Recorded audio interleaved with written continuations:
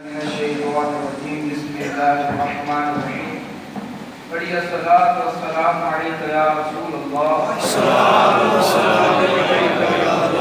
وعلی آلک واصحابک یا حبیب اللہ الصلاۃ والسلام علیک یا نبی اللہ وعلی آلک واصحابک یا نور اللہ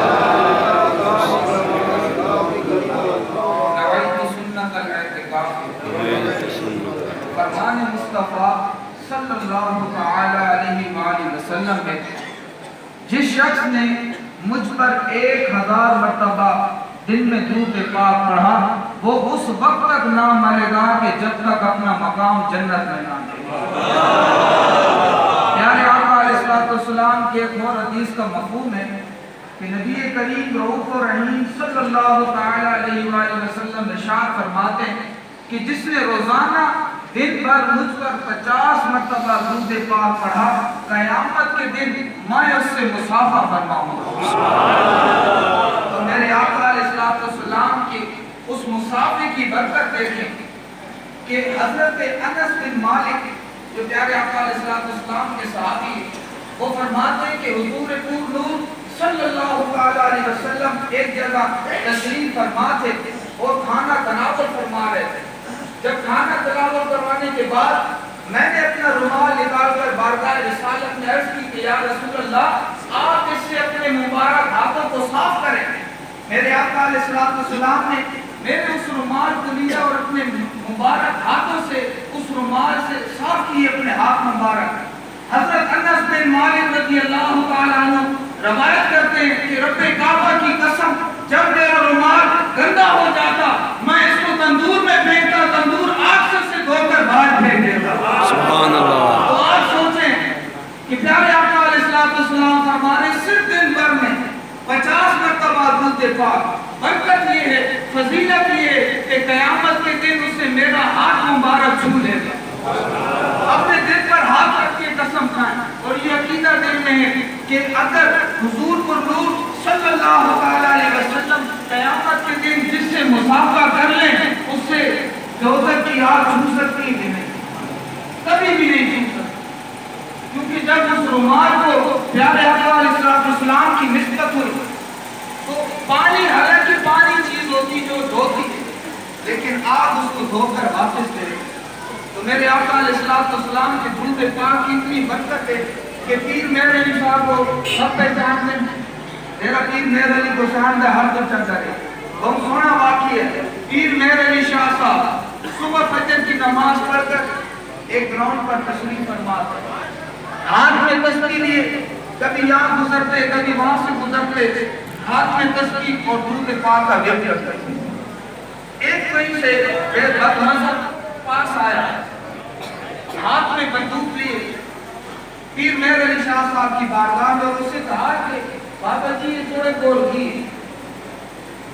پیر مہر علی شاہ نے فرمایا کہ یہ میرا ہتھیار ہے۔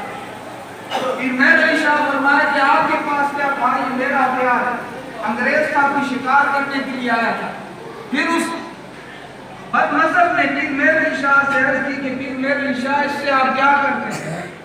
کہا کہ یہ میرا ہتھیار ہے، میں اسے شکار کرتا ہوں۔ پھر مہر علی شاہ نے ان سے فرمایا کہ تم کیا کرتے ہو؟ تو انہوں نے کہا کہ ہم بھی اسے شکار کرتے ہیں کیونکہ یہ ہمارا شکار کرنا ہے، پستول ہے، بندوق ہے، تو ہم شکار کرتے ہیں۔ پھر مہر علی شاہ صاحب نے فرمایا کہ کس طرح شکار کرتے ہیں؟ اس انگریز نے اس بندوق کو لیا، بلٹ مارا اور گولی چلائی، چڑیا درخت پر بیٹھی تھی، گولی جب اسے لگی تو وہ زمین پر آئی۔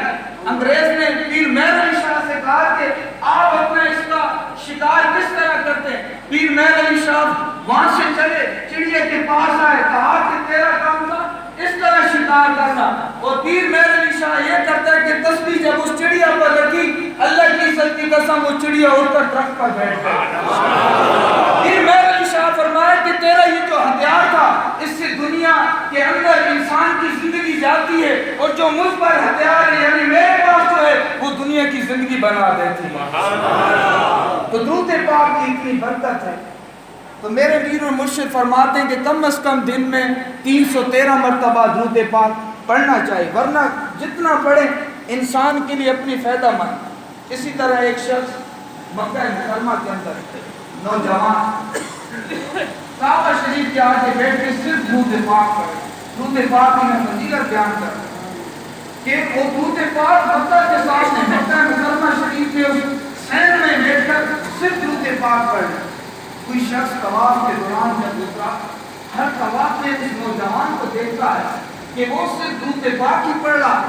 وہ اس کے پاس گیا اور کہا کہ نوجوان، تجھے کوئی مکہ مکرمہ یا طواف کی کوئی ایسی دعا نہیں آتی؟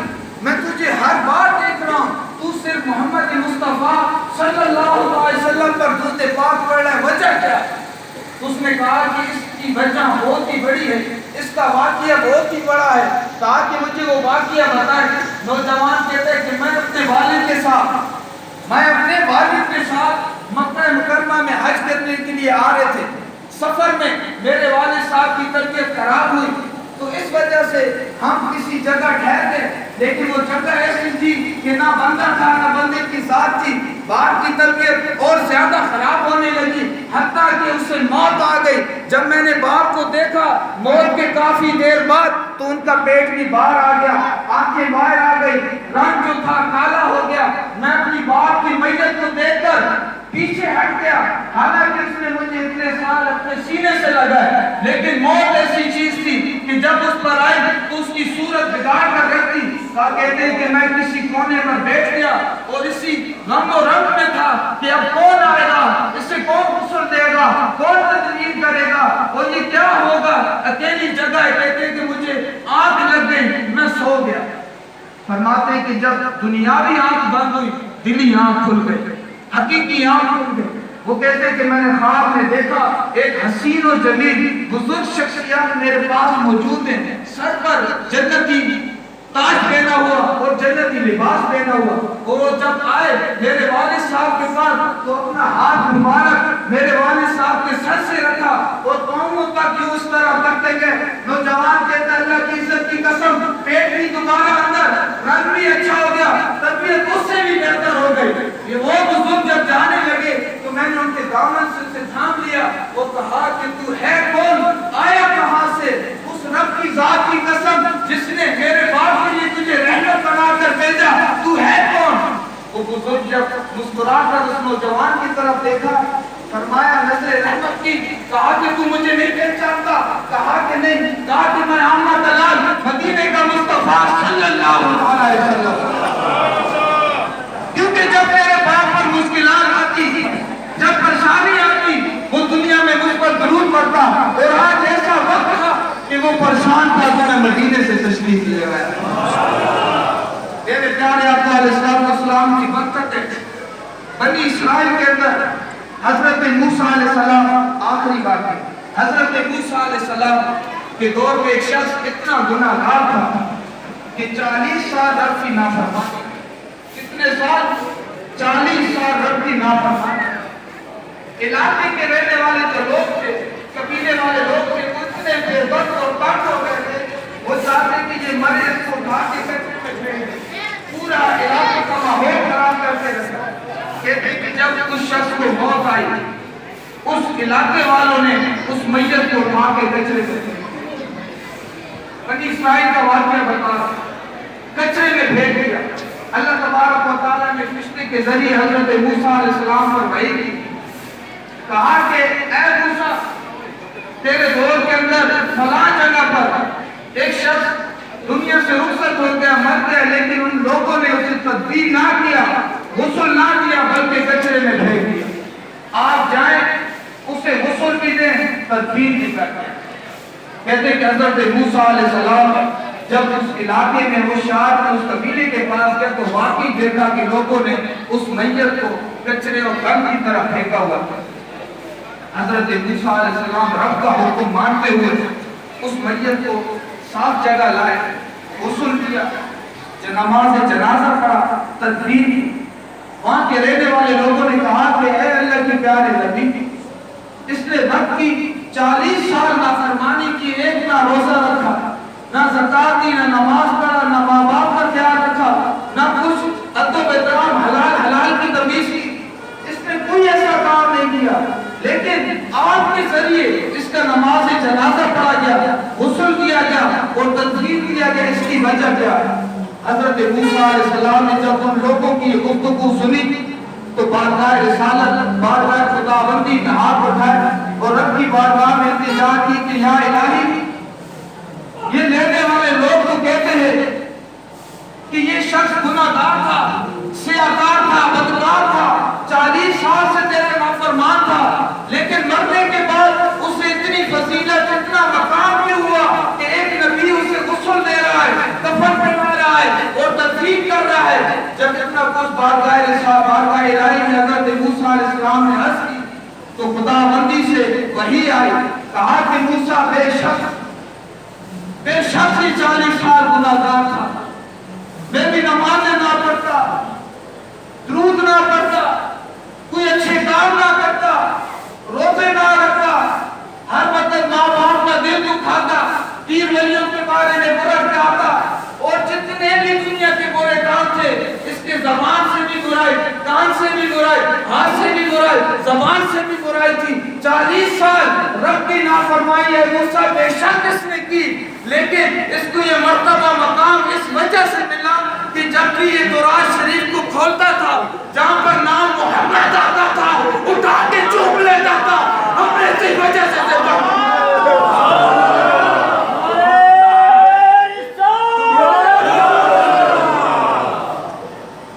میرے آقا علیہ السلام کی اتنی فضیلت کہ بنی اسرائیل میں کوئی اس کا نام چھوڑ دیتا تو رب اتنا کرم کر دیتا کہ اس سے نبی کے ذریعے اس کی جنازہ بھی پڑھاتا، تدفین بھی کرتا۔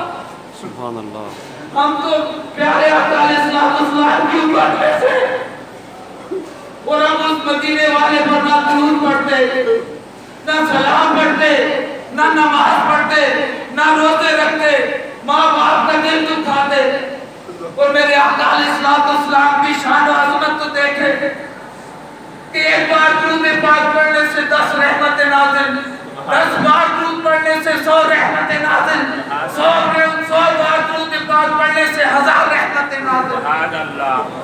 اور ہم نبی کے ساتھ دنیا میں بے وفائی کرتے۔ اللہ کی عزت کی قسم، اس دور کے اندر جتنے بھی مفتی عالم ہیں، آپ جا کے ان سے پوچھ لیں کہ میرے نبی کی شان کیا ہے۔ پچھلے جتنے بھی نبی آئے، جب کوئی شخص، کوئی امتی ان کا فوت ہو جاتا تو وہ ان سے رخصت ہو جاتے، لیکن میرے آقا علیہ السلام کی فضیلت دیکھے، برکت دیکھے کہ جب کوئی دنیا سے رخصت ہو جاتا ہے تو قبر میں بھی تشریف لے آتا اور سوال کیا جاتا ہے منقول کہ بتا تو اس سونی ہستی کے بارے میں کیا کہا کرتا تھا۔ پچھلی آپ امتوں کے تمام نبیوں کی فضیلتیں آپ کو دکھائی نہیں دیں گی۔ یہ میرے پیارے آقا علیہ السلام کا ایک خاص ہے کہ انہی کے ساتھ خاص ہے، اور ہم پیارے آقا علیہ السلام سے محبت نہیں کرتے، درود نہیں پڑھتے، صرف خود کو عاشقان رسول کہتے ہیں۔ عشق تو حضرت ابوبکر نے کیا، کہتے ہیں کہ جب ہجرت کی مکہ سے مدینے کی طرف میرے آقا علیہ السلام نے تو حضرت ابوبکر کو بلایا، کہا ہے حضرت ابوبکر مدینے کے ساتھ تم میرے ساتھ چلی ہو۔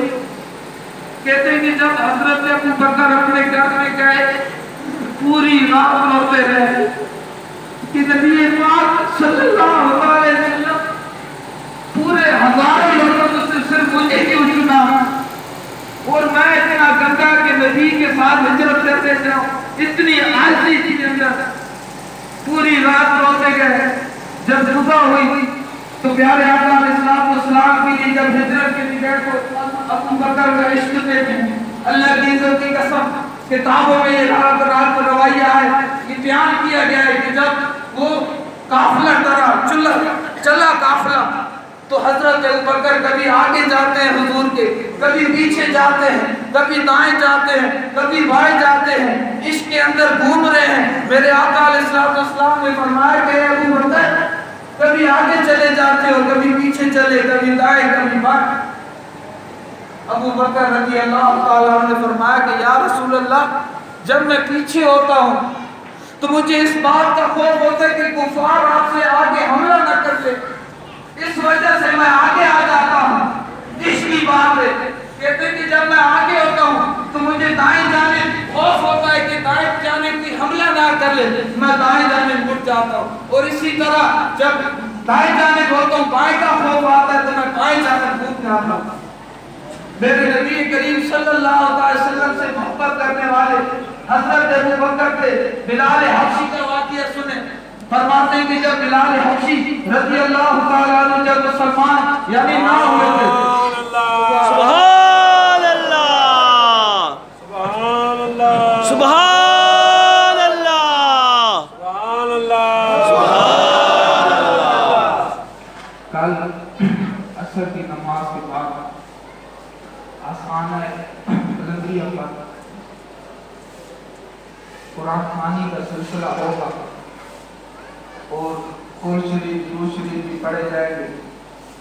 تو جتنے بھی مریدین یہاں پر حاضر ہیں اور علاقے والے یہاں موجود ہیں، تو پیر سید اسلام شاہ رحمۃ اللہ تعالیٰ کی طرف سے آپ کو یہ پیغام ہے کہ کل عصر کی نماز باجماعت جامع مسجد زہرہ میں یعنی اس مسجد میں ادا کریں، اور اس کے بعد قرآن شریف کا بھی سلسلہ ہوگا، قرآن پاک بھی پڑھائے جائیں گے، تو یہ قرآن خوانی بھی ہوگی۔ ہو سکتا اگر محفل کا انتظام ہو گیا وقت کی مناسبت پر تو انشاءاللہ یہ بھی بیان بھی کریں گے، نعتیں بھی ہوں گی۔ جس مقصد کے لیے انسان یہاں پر آیا ہے اس مقصد کو ضرور پورا کریں۔ کھانا پینا تو عمر بھر بڑی بندہ کھاتا رہتا ہے، لیکن یہاں سے فیض و برکات وہی لے کے جائیں گے جو آ کر قرآن کی تلاوت کرے، جو یہاں پر پروگرام ہو اس میں شامل ہیں۔ اللہ تبارک و تعالیٰ ہر کس کے حال پر رحم فرمائے، اور جو کچھ فرمایا گیا اس پر ہر کس کو عمل کرنے کی توفیق عطا فرمائے۔ عصر سے عشاء تک قرآن خوانی بھی ہوگی اور درود پاک قرآن شریف جو تسبیح کے طور پر پڑھایا جاتا ہے۔ عصر سے لے کے عشاء تک یہ پورا پروگرام ہوگا، لوگوں کو بھی بار دعوت ہے اور خود بھی ضرور تشریف لائیں۔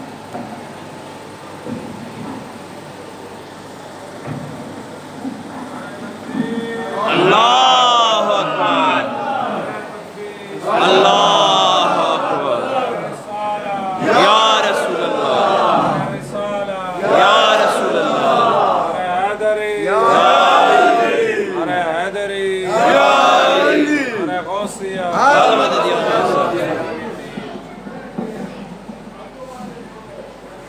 ارے خلیفہ،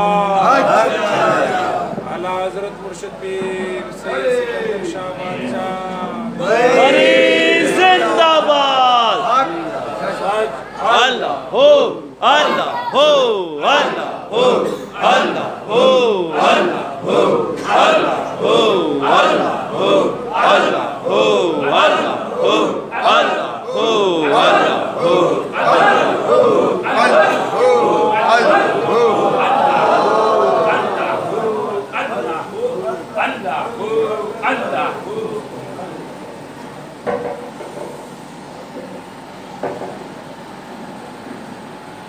أعوذ بالله من الشيطان الرجيم. بسم الله الرحمن الرحيم.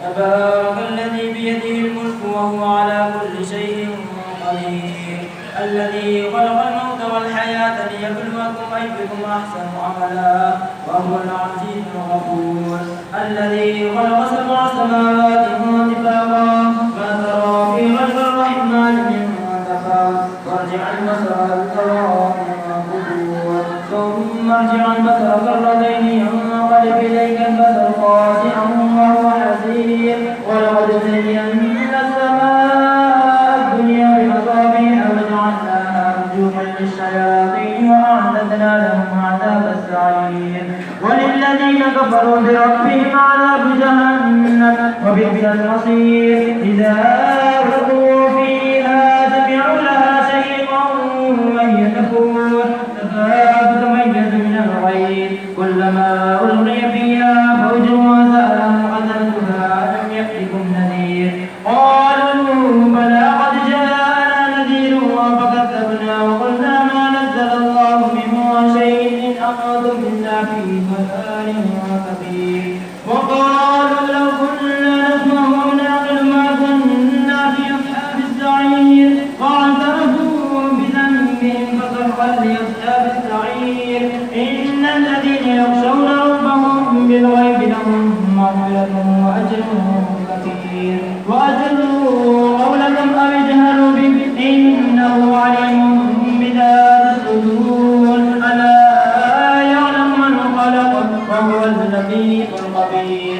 هو الذي جعل لكم الأرض ذلولا فامشوا في مناكبها وكلوا من رزقه وإليه النشور. أأمنتم من في السماء أن يخسف بكم الأرض فإذا هي تمور أم أمنتم من في السماء أن يرسل عليكم حاصبا فستعلمون كيف نذير. ولقد كذب الذين من قبلهم فكيف كان نكير. أولم يروا إلى الطير فوقهم صافات ويقبض ما يمسكهن إلا الرحمن إنه بكل شيء بصير. أمن هذا الذي يدعو لم يرده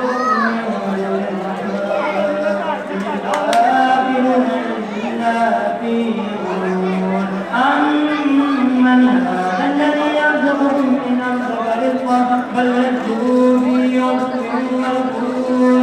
أفمن يمشي مكبا على وجهه أهدى ممن يمشي سويا على صراط مستقيم. قل هو الذي أنشأكم وجعل لكم السمع والأبصار والأفئدة قليلا ما تشكرون. قل هو الذي ذراكم في الأرض وإليه تحشرون. ويقولون متى هذا الوعد إن كنتم صادقين. قل إنما العلم عند الله وإنما أنا نذير مبين. فلما رأوا زلفة سيئت وجوه الذين كفروا وقيل هذا الذي كنتم به تدعون. قل أرأيتم إن أهلكني الله ومن معي أو رحمنا فمن يجير الكافرين من عذاب أليم. قل هو الرحمن آمنا به وعليه توكلنا فستعلمون من هو في ضلال مبين. قل أرأيتم إن أصبح ماؤكم غورا فمن يأتيكم بماء معين.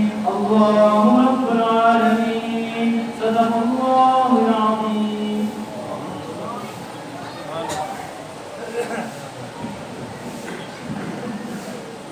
آمين. الله وملائكته يصلون على النبي يا أيها الذين آمنوا صلوا عليه وسلموا تسليما. اللهم صل على سيدنا ومولانا محمد وبارك وسلم وقولوا ما استغفر.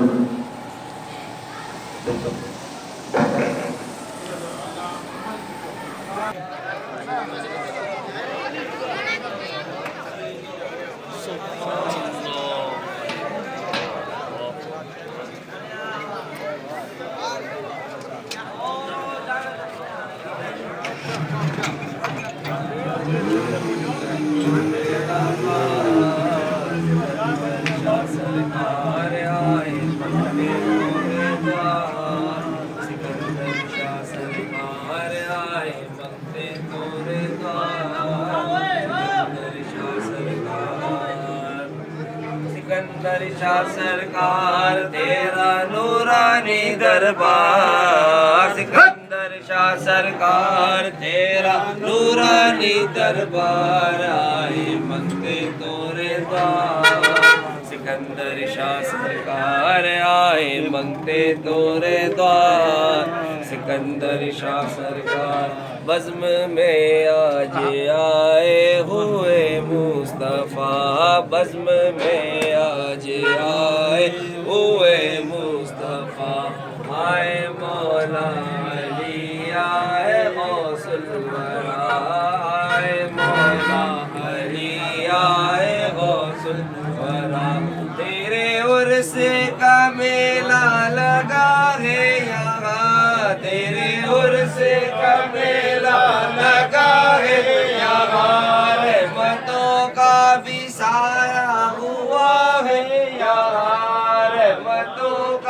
بھی سایہ ہوا ہے یہاں اب تو جبریل نے بھی اعلان کیا